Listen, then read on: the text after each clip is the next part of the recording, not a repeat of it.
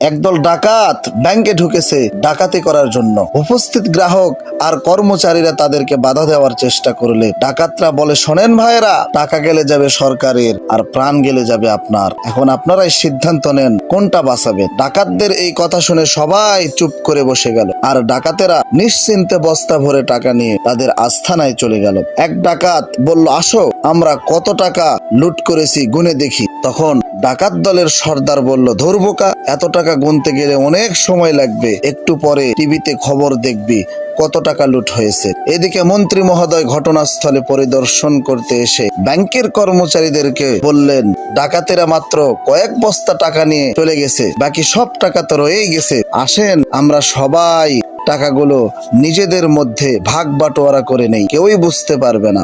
রাতের বেলায় ডাকাতেরা টিভিতে সংবাদ দেখলো ব্যাংক থেকে 50 কোটি টাকা লুট হয়েছে। তারা অবাক হয়ে তাদের লুট করা টাকা গুনে দেখে মাত্র 1 কোটি টাকা। তাহলে বাকি টাকা কোথায় গেল? ভিডিওটি ভালো লাগলে শেয়ার করে দিবেন। খোদা হাফেজ।